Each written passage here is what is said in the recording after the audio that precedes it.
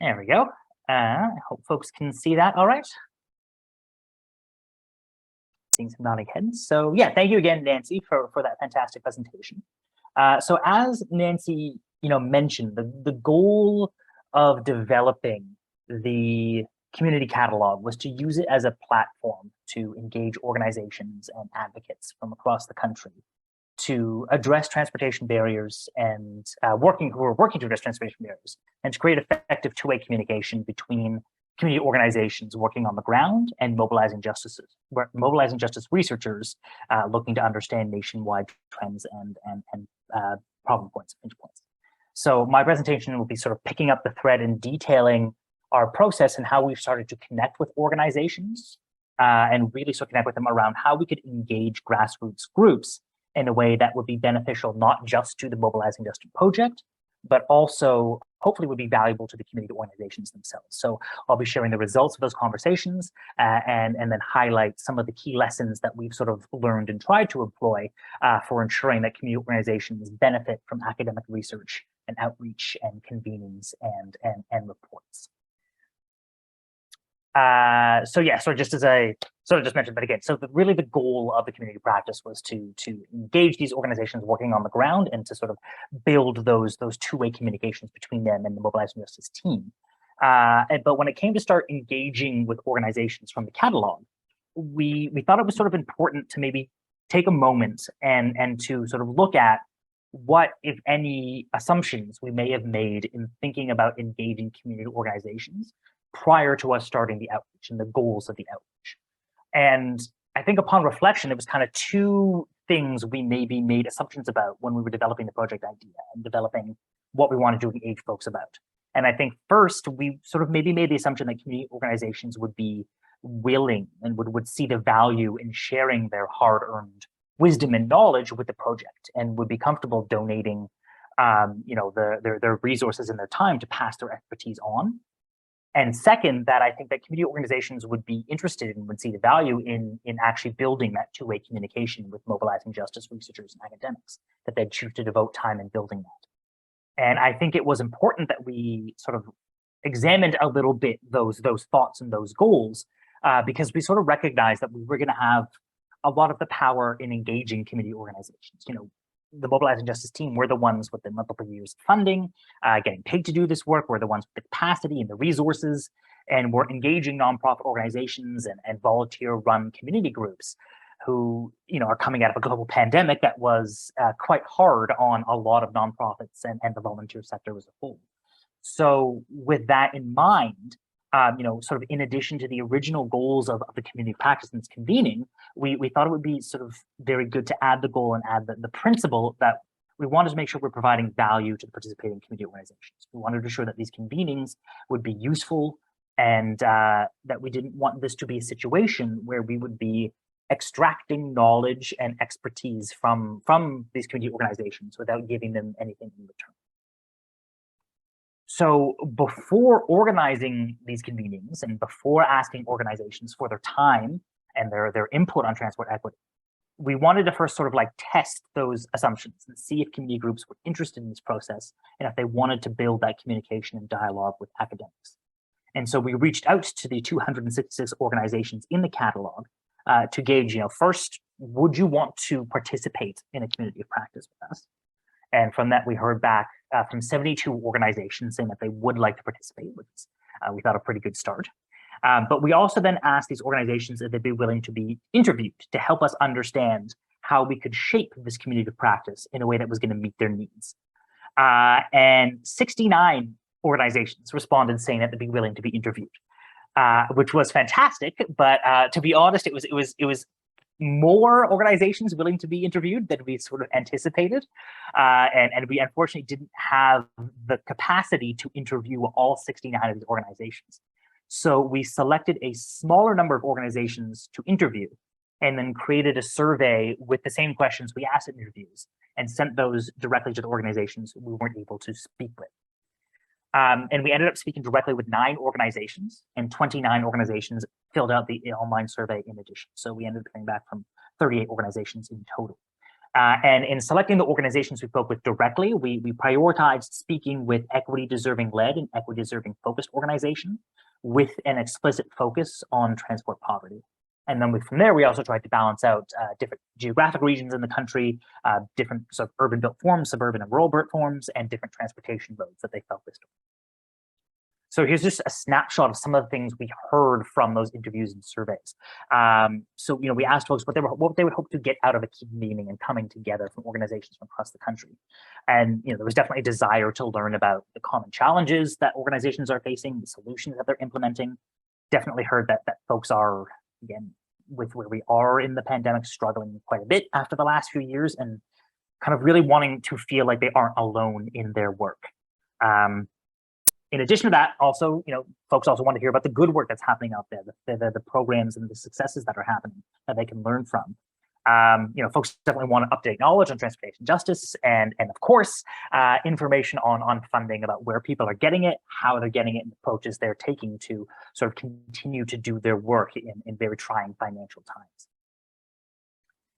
times. We asked folks, what they were interested in building stronger relationships with transportation researchers and academics. And you can see, for the most part, folks were.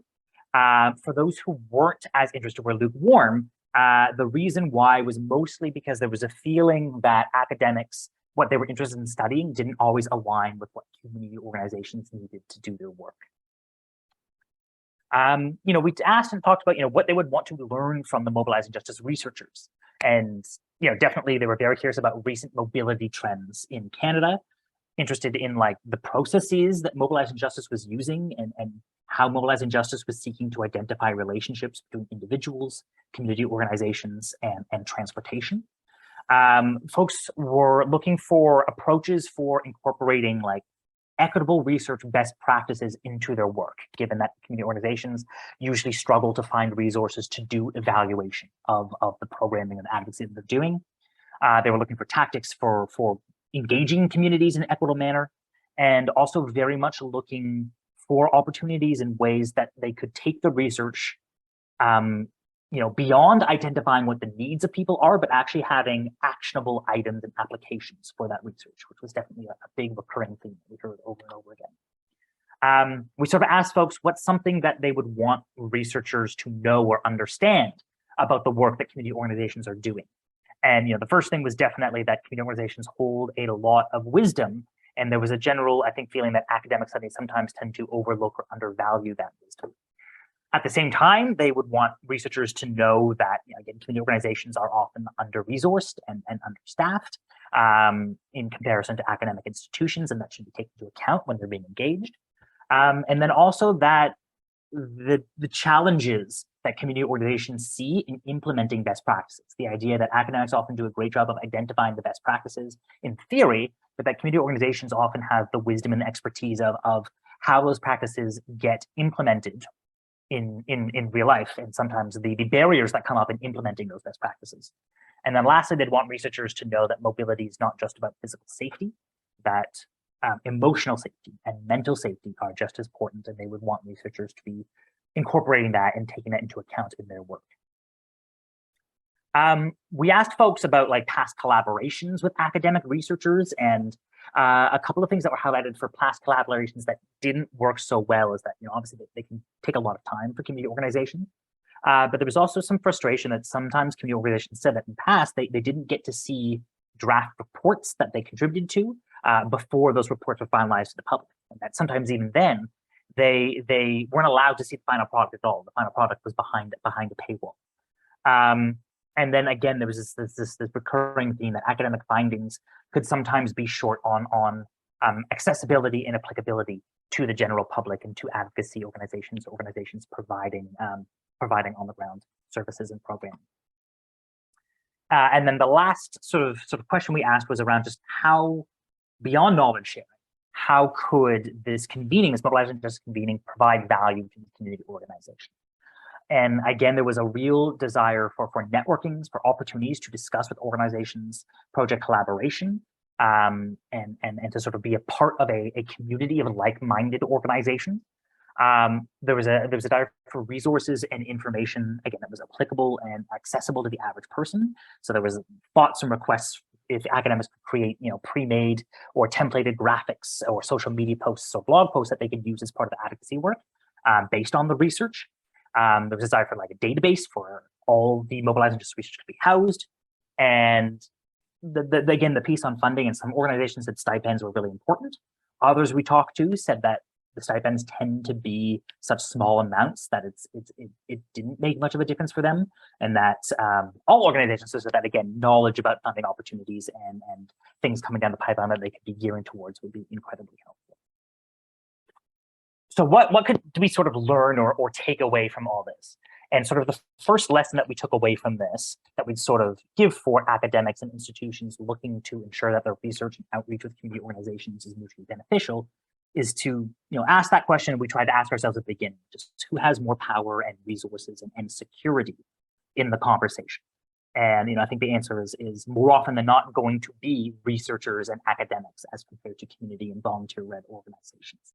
So encouraging us to think through the assumptions we might have made when putting together grant proposals, when putting together project proposals, and to check in with the people we're engaging to see if they align and are interested in the same things and want the same things from a project. Recognizing that power imbalance, I think, is a really important first step for academics and researchers.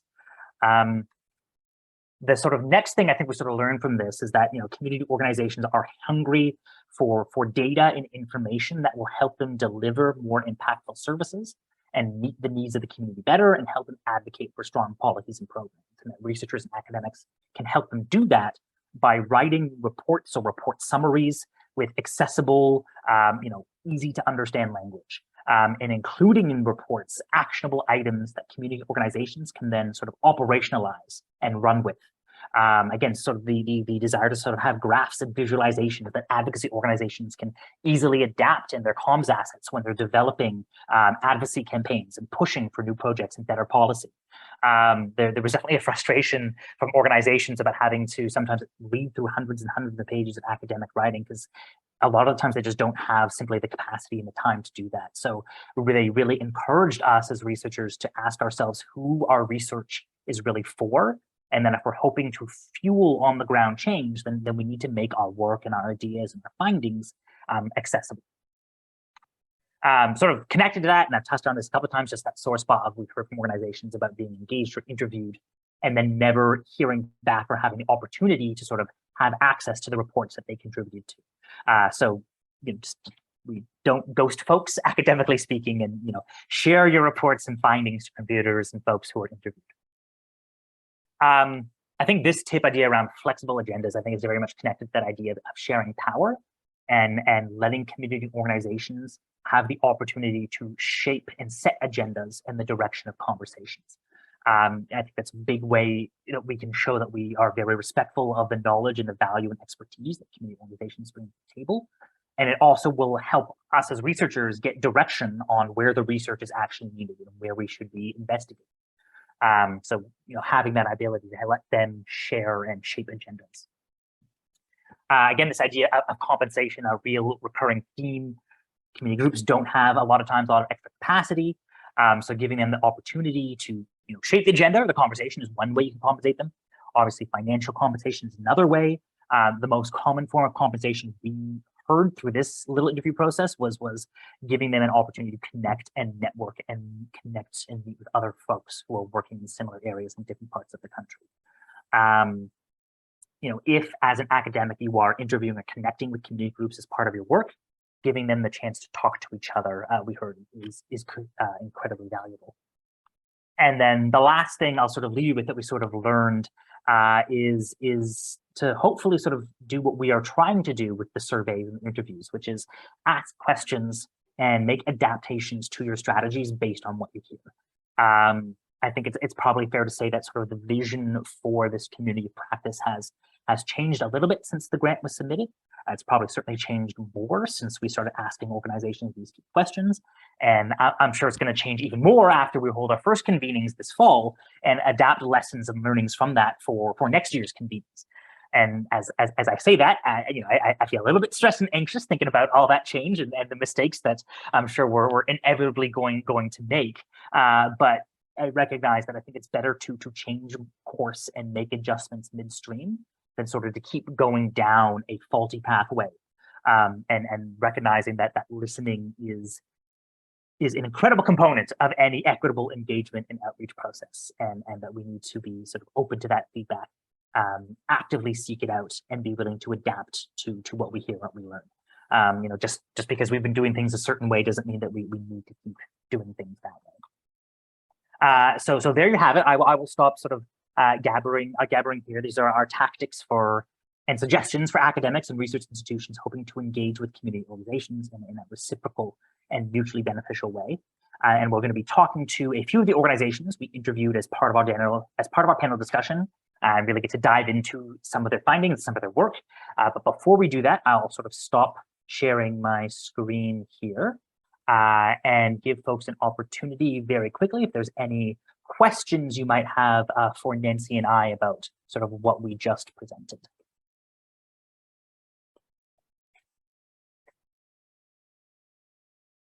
And I see, Justin, you've got your hand up there. So if you want to go ahead and unmute. Thanks, David and Nancy. Just really great stuff. So I know Nancy linked to the report about the community actions. Is there anything that's like documentation around those 6 lessons that you're able to share out through the MJ project? Just for, I think those are just like good. I think those are good foundational practices for engaging with equity deserving communities for kind of for any type of project, and I just think those would be helpful to have. Yeah, it's a really great question. I don't think that we've got those 6 lessons in any existing sort of report, but I think you're absolutely right. We can definitely sort of create a resource with that and share that with the project and with folks on as part of the symposium. I'll connect with you afterwards, David. I've got a couple other elements of engaging with equity deserving communities in like the kind of master planning process that we've been working through at WSP, and maybe there's an opportunity to kind of work together on kind of integrating those 2 things, because I think there is really good synergy between what you talked about and then some of the best practices that we've identified with some of our literature review around the master planning and complete streets design manual process. So yeah, I will reach out. That'd be great, Justin. I look forward to connecting afterwards. Sweet.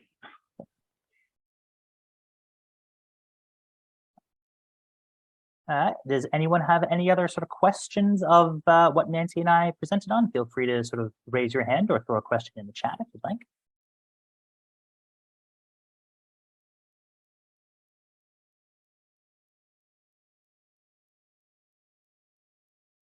Okay. Well, definitely